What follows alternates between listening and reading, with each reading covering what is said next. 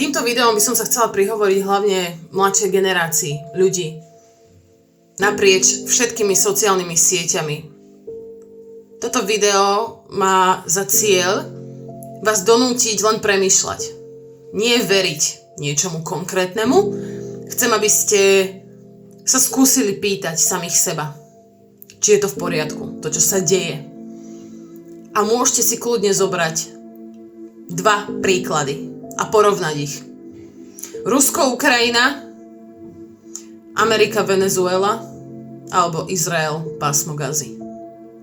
A skúste sa spýtať samých seba, či všetkým konfliktom je venovaný rovnaký mediálny priestor, či vo všetkých týchto konfliktoch sa rovnako tak Európska únia dohaduje o nejakej miliardovej a multimiliardovej podpore, pretože každý štát má právo na sebaurčenie, každý štát si môže vybrať slobodne, s kým sa sám chce kamarátiť, spolupracovať. Nejde tu o ropu, nejde tu o nejakú bezpečnostnú hrozbu tej ktorej veľmoci predsa.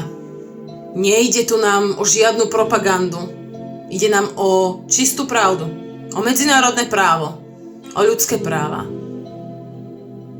o práva štátov na sebaurčenie a ich práva, aby sme nikto cudzí nezasahovali do ich vnútorných záležitostí. Neuvidíte žiadnu mimovládnu organizáciu s názvom Mier v Venezuele. Neuvidíte žiadne balíčky nejakých sankcií uvalených na Trumpa a na americkú administratívu. Neuvidíte žiadne medzinárodné súťaže, kde by boli štarty americkým športovcom zakázané. Nic z toho sa diať nebude. A teraz chcem, aby ste sa pýtali samých seba. Toto je tá pravda, toto je to medzinárodné právo. Toto je tá demokracia, ktorú na západe chceme? Alebo je to tá ilúzia, tá propaganda, ktorej chcú, aby sme verili?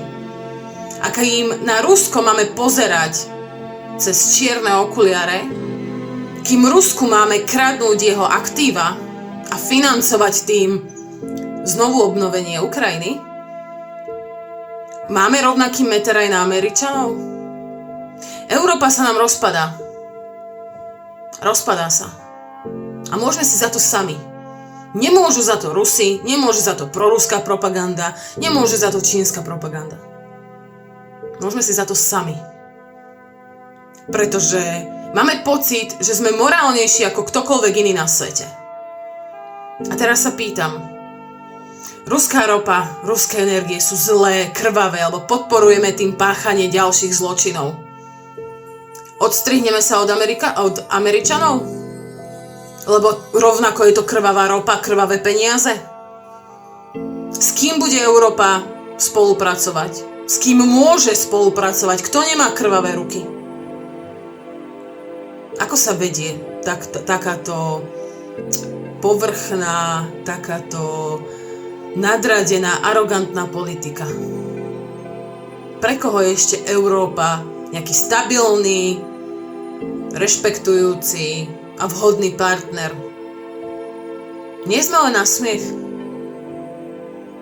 Nie sme len nejakým satelitom Američanov a im tolerujeme všetko, lebo nás sa to netýka.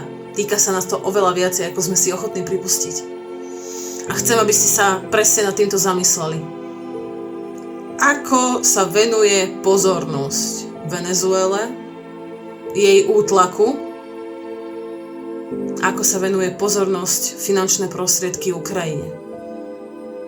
Sme ochotní skutočne umierať a žiť v stanoch pre záujmy Rusov či Američanov? Pýtam sa.